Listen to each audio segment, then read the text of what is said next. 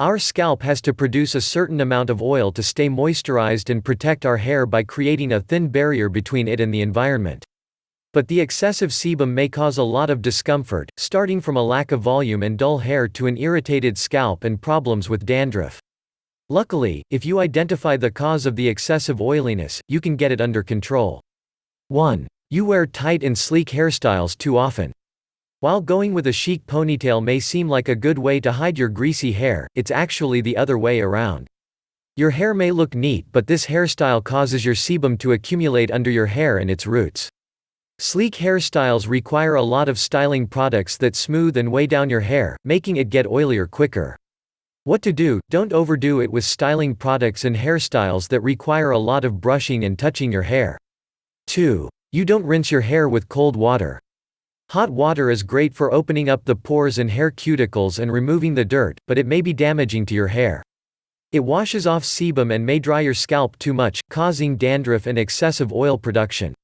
What to do? It's better to choose warm water when it comes to shampooing and conditioning, and rinse your hair with cold water after you're done washing it to close the hair cuticle.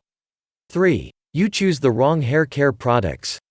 Experts advise to be careful with the products that are labeled as intensive because they may overweight your hair, making them flat.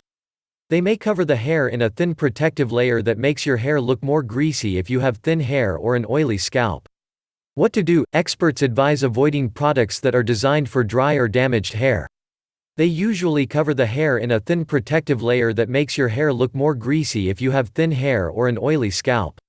It's also a good idea to use a deep cleanser, a couple of times a month, to clean your scalp from the buildup of sebum and cosmetic products and to help your hair stay fresher longer.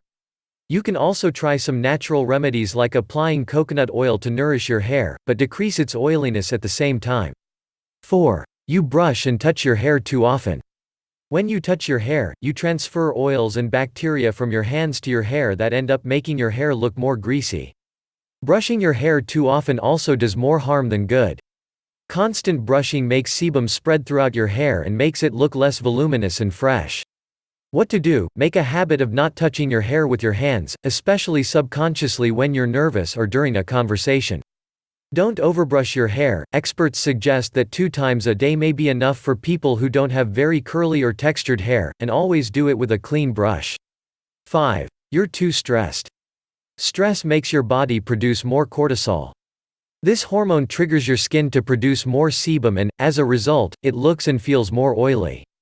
Stress may also be one of the reasons for dandruff that may lead to a greasy scalp as well. What to do? You can't do much about it unless you change your lifestyle and try to manage your stress. Using special hair products will help battle dandruff and will make your scalp feel more comfortable while you're dealing with difficult life situations. 6. You wash your hair too often. Although it may sound a bit absurd, the more you wash your hair, the greasier it may become. A hair biologist shares that billions of good bacteria that promote the healthy pH of our skin live on our scalp. And when we wash our hair too often, we may upset this delicate balance and cause sebum glands to produce more oil, especially if we use the wrong hair care products.